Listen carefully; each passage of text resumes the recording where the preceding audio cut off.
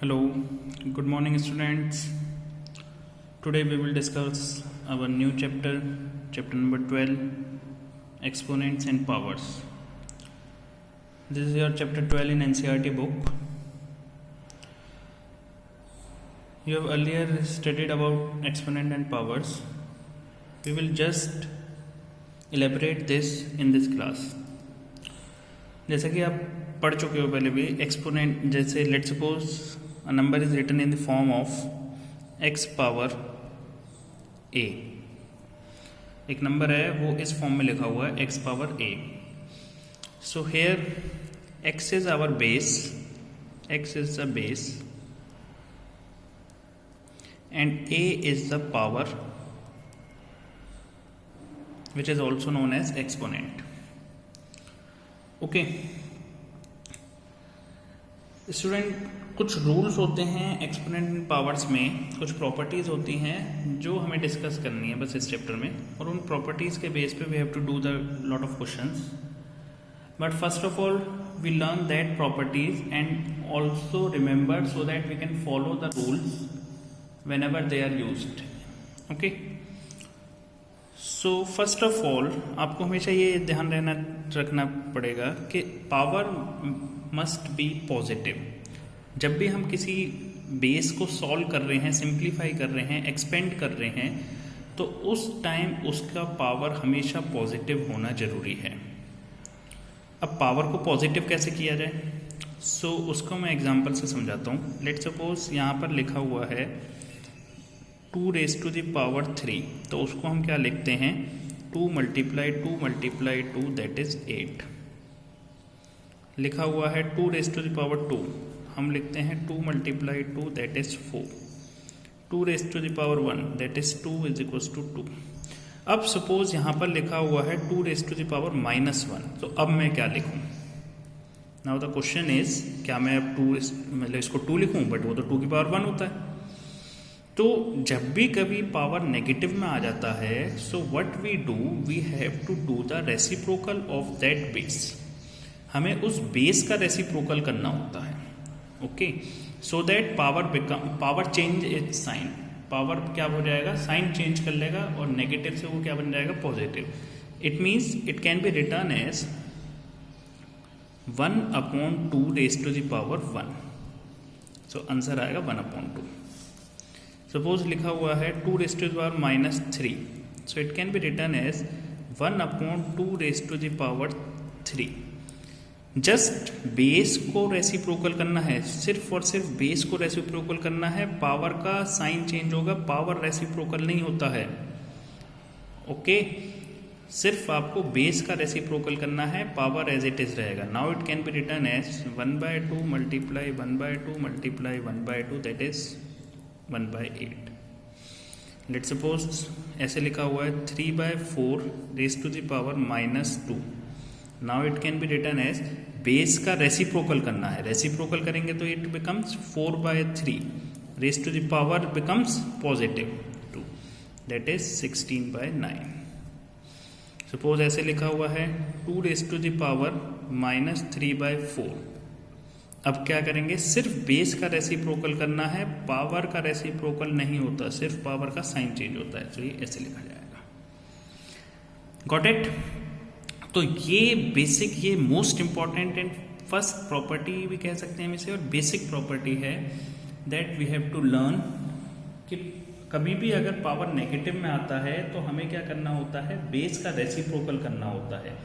Just do the reciprocal of base और फिर उसको सॉल्व करना है, अदरवाइज वो सॉल्व नहीं हो पाएगा कभी भी. ओके, नाउ अब कुछ रूल्स हैं, रूल्स ऑफ एक्सपोनेंट कहते हैं जैसे हम, या प्रॉपर्टीज भी कह सकते हैं हम. तो वो रूल्स हमें लर्न रखने हैं. तो पहला रूल, तो जैसा कि मैंने अभी आपको ये बताया, इसी को मैं फर्स्ट रूल भी कह सकता हूँ. फर्स्ट रूल मैं क्या कहूँगा, a raised to the power -m is equals to a/1/a raised to the power m. या फिर अगर कहीं पर ऐसे लिखा हुआ है, इसको मैं ऐसे भी कह सकता हूँ, कहीं पर अगर ऐसे लिखा हुआ है 1/a raised to the power -m, so it can also be written as, ये रेसिप्रोकल होगा, a raised to the power m. Okay.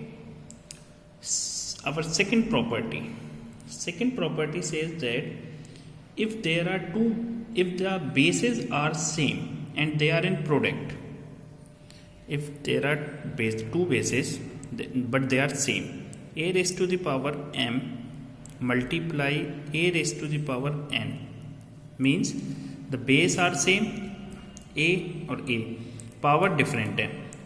If the bases are same and they are in product, so the result comes out to be a raised to the power m plus n.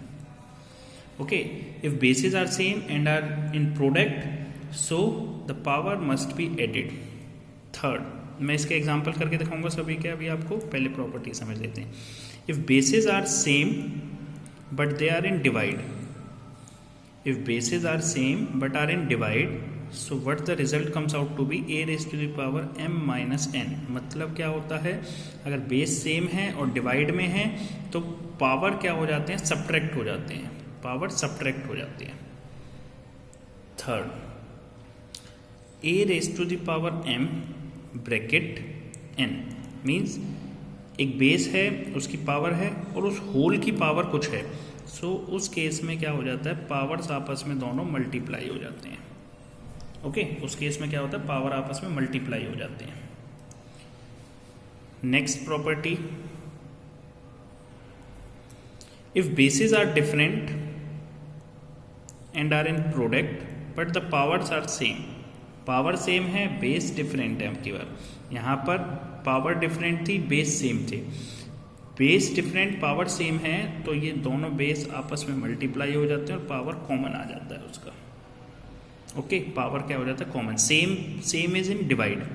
Divide में भी ऐसे ही होता है, a raise to the power m upon b raise to the power m है, तो a upon b raise to the power m हो जाएगा. Okay, and the last and the important one is if power is zero. अगर power zero है, किसी का भी power अगर जीरो होता है तो वो हमेशा वन होता है. If some base have power 0, then always result comes out to be 1. Result हमेशा क्या आएगा, 1 ही आएगा उस केस में. ओके, तो ये कुछ प्रॉपर्टीज़ हैं जो हमें लर्न करनी है. फर्स्ट इज, अगर पावर नेगेटिव में है तो बेस का रेसिप्रोकल हो जाता है. Second is, if bases are same and they are in product then the power must be added. Power add हो जाते हैं. Bases are same and they are in divide then power subtract हो जाते हैं.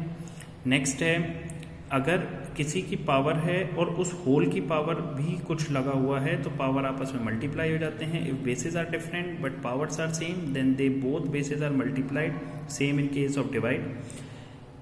If power is zero then answer is always comes out to be 1. Now come to our exercise 12.1. Question number 1 मैं सिर्फ एक part करवाऊंगा, बाकी parts आप अपने आप ट्राई करेंगे. जैसे मैं थर्ड पार्ट करवाता हूँ इसका. 1/2 रेज़ टू द पावर -5. नाउ इसको सॉल्व करेंगे तो क्या आएगा, माइनस में है पावर माइनस में है तो बेस का रेसिप्रोकल हो जाता है. 1/2 का बन जाएगा 2/1 रेज़ टू द पावर 5, मतलब 2 रेज़ टू द पावर 2 × 2, मतलब 2 × 2 × 2 × 2 × 2, 2 to the 4 to the 8 to the 16 to the 32. Answer is 32. Okay. Now question number 2. If we take question number 2, fourth part, 3 raised to power -7 divided by 3 raised to the power -10 multiply 3 raised to the power -5. Okay, so how to solve this question? First of all मैंने यहाँ पर check किया तो base same है, divide में है. Same base divide, power must be subtracted, so it can be written as 3 raised to power -7 -10 multiply 3 raised to power -5. Now 3 raised to power -7 minus is +10 into 3 raised to power -5. 10 minus 7 is 3. 3 raised to the power 3 multiply 3 raised to the power minus 5. Now bases are same but they are in product. So power must be added. 3 plus minus 5. So 3 plus minus is minus.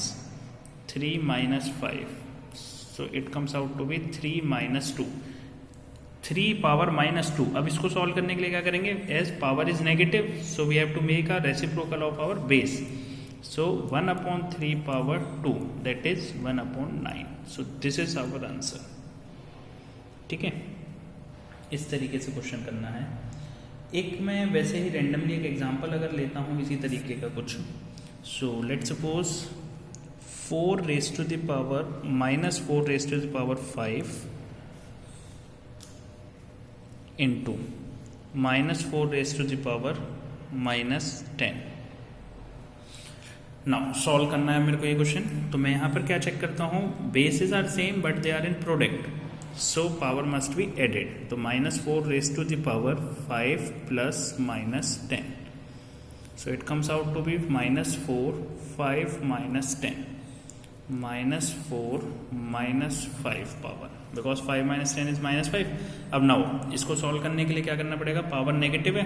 Power negative होता है तो मेरे को क्या करना पड़ता है? Base का reciprocal. So it comes out to be 1/-4 raise to the power 5. So 1/-4 into 1. इसको मैं यहाँ पर भी छोड़ सकता हूँ क्योंकि बहुत बड़ा आ रहा है. तो आंसर क्या आ जाएगा? अब एक चीज़ हमें ध्यान रखना है यहाँ पर. ये तो मैंने जस्ट आपको क्वेश्चन करना सिखाया है कि आप करना कैसे सीखेंगे, बट क्वेश्चन करने के बाद हमें यहाँ पर बताना पड़ता है कि हमने यहाँ पर कौन कौन सा लॉ ऑफ एक्सपोनेंट यूज़ किया है.